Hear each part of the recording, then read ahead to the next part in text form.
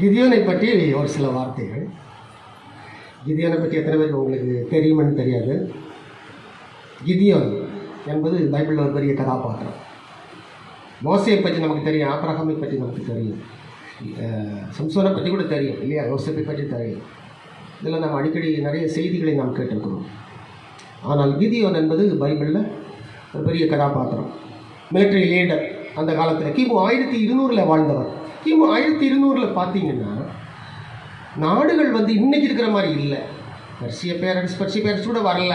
மெசபடோமியா, அசீரியா, எகிப்து, கானான் தேசம், அப்படி இந்த மாதிரி ஒரு 3-4 நாடுகள் தான் அந்த காலத்தில் அந்த கிமு 1200 இருந்தது. மற்றபடி நொமேடிக் பீப்புள் சொன்னார். ஆடு மாடுகள் மேய்க்கிறவர்களாக பல பேர் என்ன செய்தார்கள், ராஜாக்கள் இல்லாமல் அவங்களா ஆடு மேய்ப்பாங்க, அவங்கள வியாபாரம் பண்ணி விவசாயம் பண்ணிக்குவாங்க.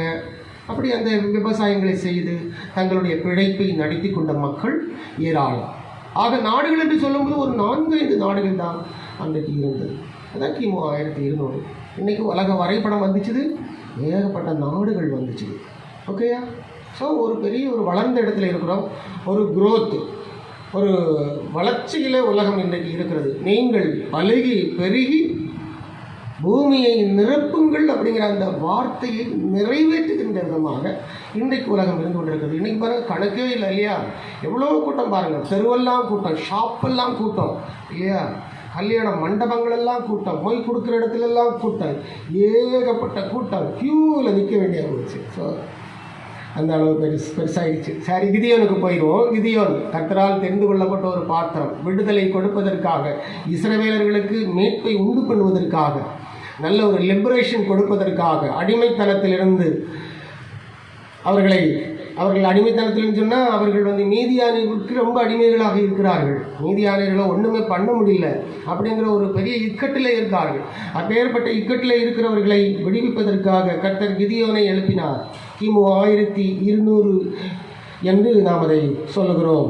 இவருடைய ஸ்பிரிச்சுவல் மீனிங், இவரை ஆண்டவர் அழைத்தார் என்று சொன்னால் அதுக்கு ஒரு ஸ்பிரிச்சுவல் மீனிங் இருக்குது. என்ன ஸ்பிரிச்சுவல் மீனிங் தெரியுமா? Strength, courage. கிதியோன்னு சொன்னால் ஸ்ட்ரென்த்னு சொன்னால் வீரம், அப்புறம் கரேஜ், அப்புறம் லீடர்ஷிப் அப்படிங்கிற அந்த அர்த்தத்தில் கிதியோன் பார்க்கப்படுகிறார். அதனால தான் நிறைய பேர் இன்றைக்கி கிதியோன் என்கிற பெயரை வைத்திருக்கிறார்கள். இவர் ஒரு தீர்க்கதரிசியாகவும் ஜட்ஜாகவும் மிலிட்ரி மேனாகவும் என்ன செய்தார், செயல்பட்டார். இவர் இஸ்ரவேலில் 40 ஆண்டுகள் நியாயாதிபதியாக இருந்தார்.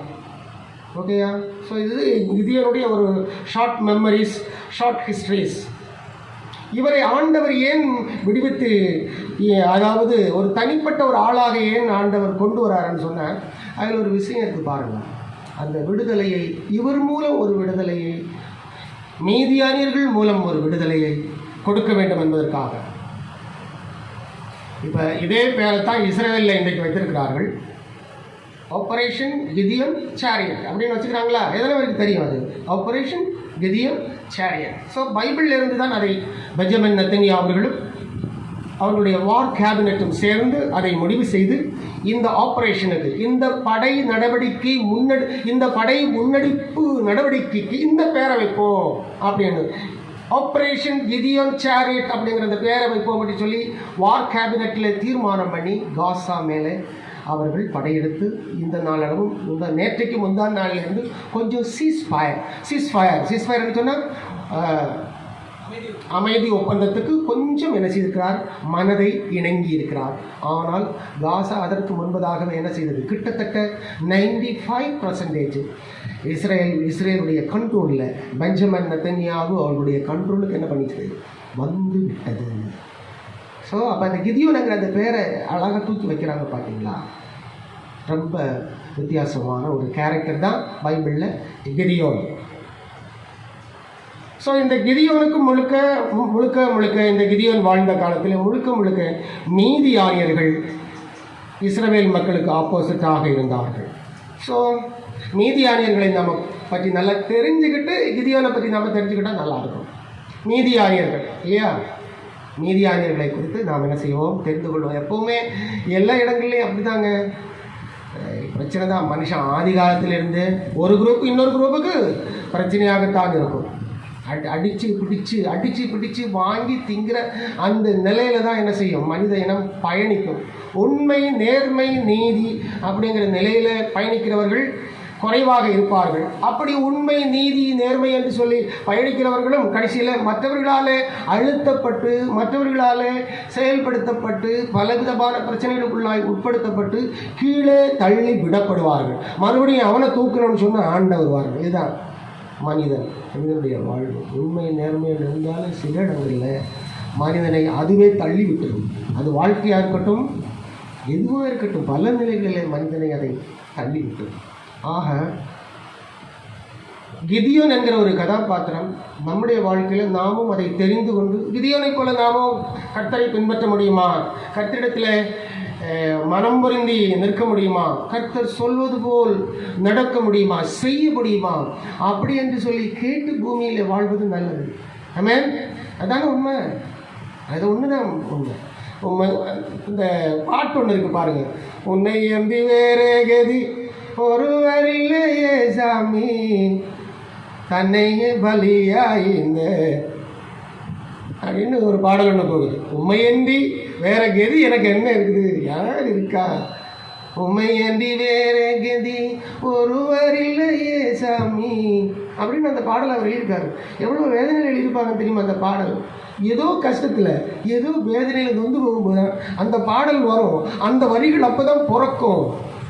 இந்த பூமியில் இதை மட்டும் நீங்கள் குறிச்சிக்கிடுங்க. அண்ணனாக இருக்கட்டும், தம்பியாக இருக்கட்டும், மாமியாராக இருக்கட்டும், மருமகனாக இருக்கட்டும், யாராக இருந்தாலும், பிள்ளையாக இருக்கட்டும், யார் இருந்தாலும் அங்கே பிரச்சனை இருந்துக்கிட்டே இருக்கும். அந்த பிரச்சனை இருந்துகிட்டே இருக்கும். அந்த பிரச்சனை இல்லாத ஒரே இடம், அன்பு நிறைந்த இடம், வா என்று சொல்லுகிற இடம், வா நான் உனக்கு இருக்கிறேன், நமக்கு தைரியத்தை கொடுக்கிற ஒரே இடம், அந்த இடம், அந்த இயேசு கிறிஸ்துவனுடைய மடி, அந்த இயேசு கிறிஸ்துவனுடைய அன்பு. அதுதான். ஓகேயா? கிதியோன் அப்படி நின்னார். தேவனாகிய கர்த்தருடைய அன்பில், அவருடைய எண்ணத்தில் அவர் சொல்லுவது போல கிதியோன் நடந்து கொண்டார். கிதியோன் வெற்றி பெற்றார் என்று காண்கிறோம். கர்த்தர் நினைத்த வெற்றியை கிதியோன் மூலம் கர்த்தர் என்ன செய்தார்? கொண்டு வந்தார். ஸோ கிதியோன் என்று சொன்னால் வெற்றி என்று அர்த்தம், வாரியர் என்று அர்த்தம், ஸ்பிரிச்சுவல் மீனிங், ஸ்ட்ரென்த் என்று அர்த்தம், ஸ்பிரிச்சுவல் வாரியர், ஸ்பிரிச்சுவல் கரேஜர்ஸ் என்று நிறைய மீனிங் அதில் இருக்குது. லீடர்ஷிப் என்று நிறைய அர்த்தங்கள் உண்டு. மிலிட்டரி லீடர், ஜட்ஜ், ப்ராப்பர்ட் என்கிற அந்த பல அர்த்தங்களில், பல நிலைகளில் கிதியோன் என்ன செய்தார்? காணப்படுகிறார்.